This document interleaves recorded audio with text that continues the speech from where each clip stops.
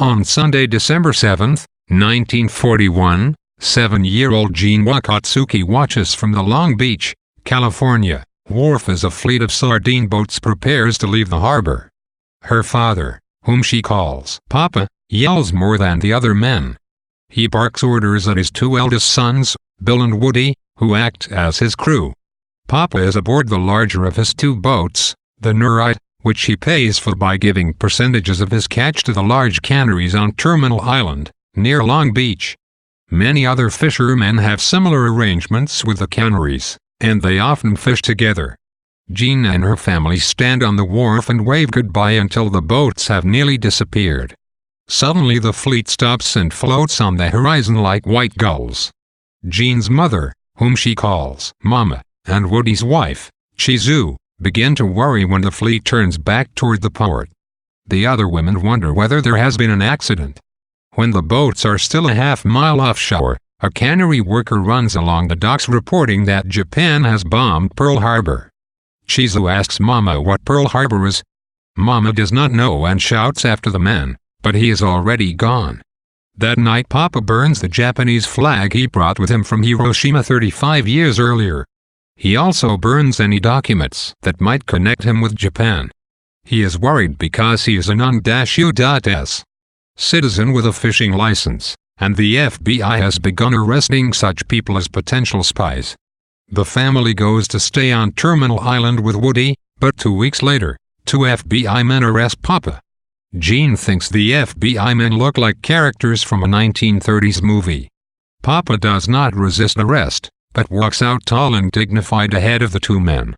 The FBI interrogates many Japanese and begins searching Terminal Island for material that could be used for spying, such as shortwave radio antennae, flashlights, cameras, and even toy swords. The family learns that Papa has been taken into custody, but the sons are unable to find out where he has been taken. An article in the next day's paper reports that Papa has been arrested for supplying oil to a Japanese submarine. Mama cries for days, but Jean does not cry at all. She does not fully understand Mama's grief until she finally sees Papa again a year later. Wakatsuki begins her memoir with an idyllic portrait of pre-war American life in order to foreshadow the suddenness of the attack on Pearl Harbor and the United States' entry into World War II.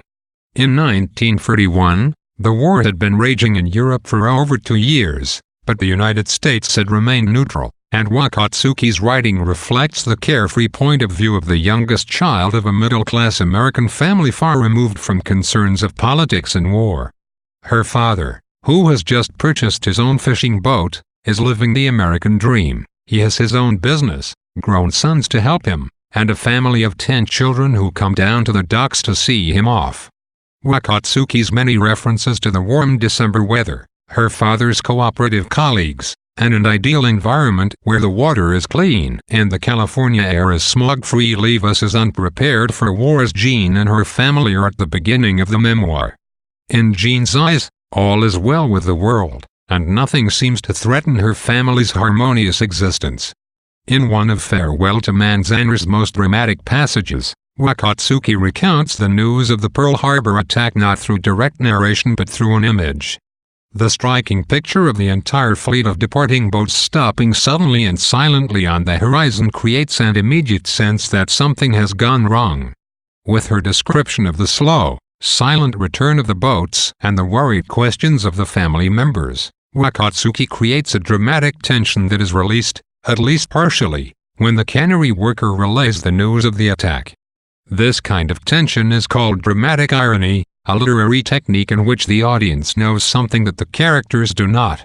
Wakatsuki combines our knowledge of the events at Pearl Harbor with the fact that Mama and Chizu do not even know what Pearl Harbor is to underscore the Japanese Americans' innocence and sense of bewilderment upon hearing of Japan's attack on what they consider to be their home.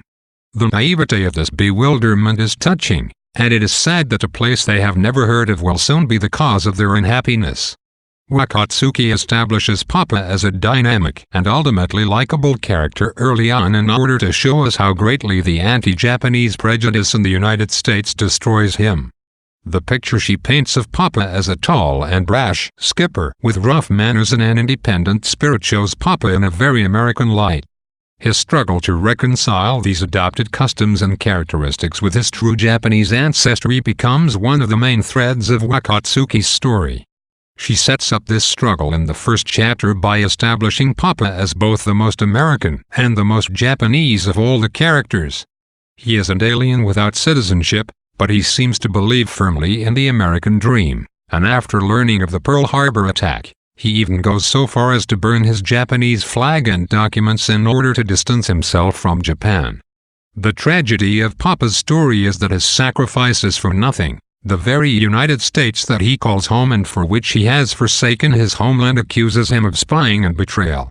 The last image of him in this chapter is of a dignified prisoner striding confidently ahead of his accusers, enduring his fate with the same quiet patience with which his family and people endure theirs. It is his last moment of real dignity in the memoir and marks the beginning of bad times for both the Wakatsuki family and the Japanese Americans in general.